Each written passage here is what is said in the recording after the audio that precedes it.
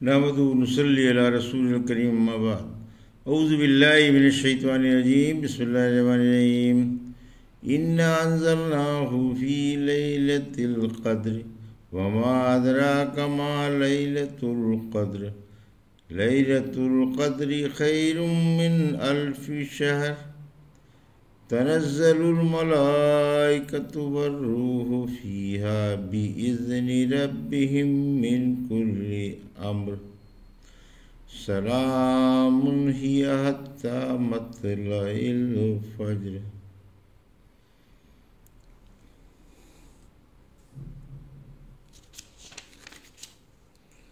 بترتیب مصحف یہ 97ویں اور بترتیب نزول 65ویں سورہ ہے اور مکی ہے۔ اس میں 5 آیتیں اور 1 رکوع۔ ابھی آپ نے سورہ قدر کی آیت 1 سے 5 کی تلاوت سماعت فرمائی۔ پیش ہے ان آیتوں کا ترجمہ اور تفسیر ابن کثیر سے۔ بسم اللہ الرحمن الرحیم۔ انا انزلناہ فی لیلۃ القدر، آیت 1۔ وما ادراک ما لیلۃ القدر، آیت 2۔ لیلۃ القدر خیر من الف شہر، آیت 3۔ تنزل الملائکۃ والروح فیہا بإذن ربہم من کل امر، آیت 4۔ سلام ہی حتی مطلع الفجر، آیت 5۔ میں اللہ کے نام سے شروع کرتا ہوں جو بڑا ہی مہربان و شفیق ہے۔ یقیناً ہم نے قرآن شب قدر میں اتارا۔ معلوم ہے شب قدر کیا ہے؟ شب قدر 1000 مہینے کی راتوں سے بہتر ہے۔ اس میں فرشتے اور روح اپنے رب کے حکم سے ہر کام سر انجام دینے کو اترتے ہیں۔ یہ رات سلامتی والی ہے اور صبح صادق ہونے تک رہتی ہے۔ یہ تھا ترجمہ سورہ قدر کی آیت 1 سے 5 کا۔ تفسیر۔ شب قدر، شب قدر کو شب مبارک بھی کہتے ہیں۔ سورہ دخان کی آیت 3۔ ہم نے قرآن برکت والی رات میں اتارا۔ شب قدر مرتبے والی رات رمضان میں آتی ہے۔ سورہ بقرہ کی آیت 185 میں فرمایا ماہ رمضان جس میں اللہ نے قرآن اتارا، اور قرآن شب قدر میں اترا۔ ابن عباس تانا وغیرہ قرآن لوح محفوظ سے ایک ہی دفعے پہلے آسمان پر اترا اور بیت العزت میں رکھا گیا، پھر حسب ضرورت تھوڑا تھوڑا 23 سال میں رحمت عالم صلی اللہ علیہ وسلم پر اترا۔ چونکہ شب قدر جلیل القدر و عظیم رات ہے، اس کی عظمت و قدر کا اس سے اندازہ لگاؤ کہ اس میں قرآن جو سراسر ہدایت و رحمت ہے اترا۔ اس لیے اللہ نے فرمایا کہ اے نبی صلی اللہ علیہ وسلم آپ کو شب قدر کی عظمت و فضیلت کی خبر نہیں۔ آیت 3۔ اس رات کی عبادت ثواب میں 1000 مہینوں کی عبادت سے بھی بہتر ہے۔ رمضان کی فضیلت۔ ایک دفعہ رمضان کی آمد پر رحمت عالم صلی اللہ علیہ وسلم نے فرمایا تمہارے پاس ماہ رمضان آ گیا ہے، یہ برکت والا مہینہ ہے، اللہ نے تم پر اس کے روزے فرض کیے ہیں۔ اس میں جنت کے دروازے کھولے اور جہنم کے بند کر دیے جاتے ہیں اور شیطان باندھ کر ڈال دیے جاتے ہیں۔ اس میں ایک رات 1000 ماہ سے بہتر ہے۔ جو اس سے محروم رہا وہ ہر خیر و برکت سے محروم رہا۔ ایک حدیث میں ہے جس نے ثواب پر یقین کر کے ثواب کی نیت سے شب قدر میں عبادت کی اس کے تمام اگلے گناہ بخش دیے جائیں گے۔ آیت 4۔ نزول ملائک باعث خیر و برکات ہیں، یعنی اس مبارک رات میں کثرت سے فرشتے اترتے ہیں کیونکہ یہ بڑی برکت والی رات ہے، اور فرشتے برکتوں اور رحمتوں کے موقع ہی پر اترتے ہیں۔ مثلاً تلاوت قرآن کے موقع پر اترتے ہیں، ذکر کی مجلسوں کو گھیر لیتے ہیں اور طلبہ کی عظمت کے لیے ان کے قدموں کے نیچے پر بچھا دیتے ہیں۔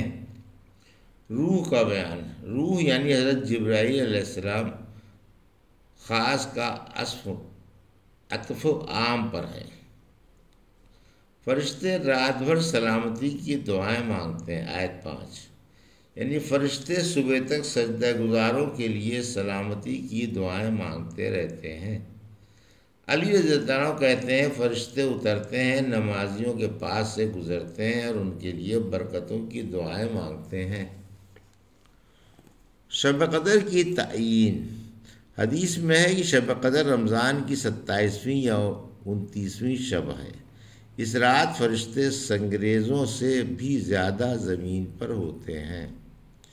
رحمت عالم صلی اللہ علیہ وسلم نے فرمایا شب قدر آخر عشرے میں ہے، جس نے ان 10 راتوں کی ثواب کی نیت سے عبادت کی، اللہ اس کے اگلے پچھلے سب گناہ معاف فرما دے گا۔